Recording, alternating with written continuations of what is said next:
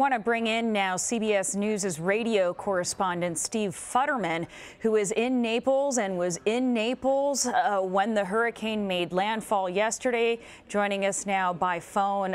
Steve, what was it like to ride out the hurricane? Well, it was obviously quite an experience. You wonder, did I make the right decision when you go outside? Because obviously you can view it from a bit safer from inside wherever you are. I decided to go outside to experience it, and you know, you do get a different flavor of it. The enormity, the power of it was just quite overwhelming, if you will. I never was in a situation where I felt I was about to be blown away. I know some reporters have been in that situation. I joked with someone maybe because I weigh too much, but I never found myself in that situation. But I did have to brace myself a couple of times.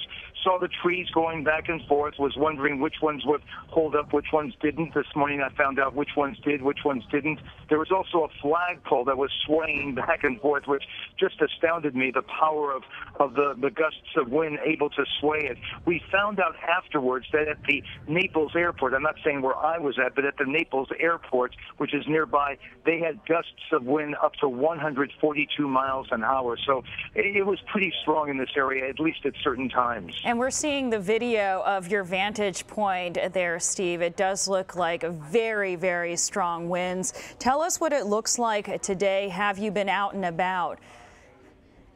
Yeah, I have been out and about. Weather-wise, it's a bit muggy, it's a bit warm, humid, so it's not that comfortable, but the skies are beautiful. I'm looking out my window right now, beautiful blue skies with some clouds, but you could not tell if you were looking at the skies or just generally in many areas of Naples today that there was a major hurricane here just less than 24 hours ago. Now, there are some areas in the Naples area, in and around Naples, which have suffered some serious flooding. But so far, I've not seen any indications, and again, I put a proviso, so far. Sometimes it takes a while to find out all the damage in any particular area, but so far I've not been able to find any major structural damage, any group of homes that were just torn apart like we've seen before. Yeah, we are seeing that. We are seeing that footage from our drone here. We probably have a better vantage point than you do on the ground because we've got an aerial drone footage, and we are seeing massive destruction.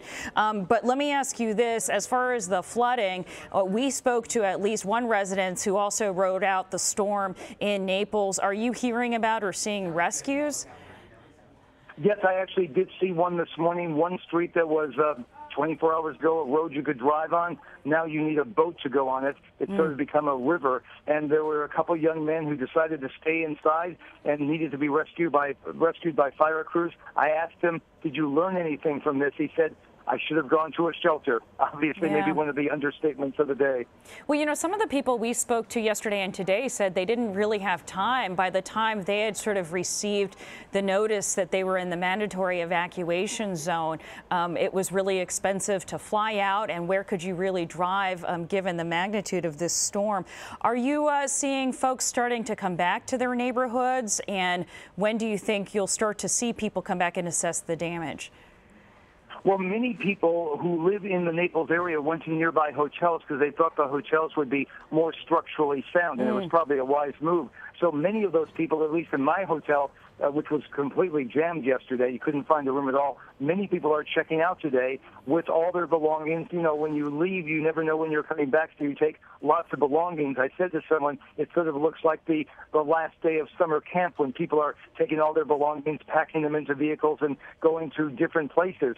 So lots of people at my hotel, and I'm sure this is taking place at other hotels in the area, are leaving today knowing that they can go back to their homes. Okay, well, it sounds like you're starting to dry out there in Naples. Steve Futterman, thanks so much. My pleasure.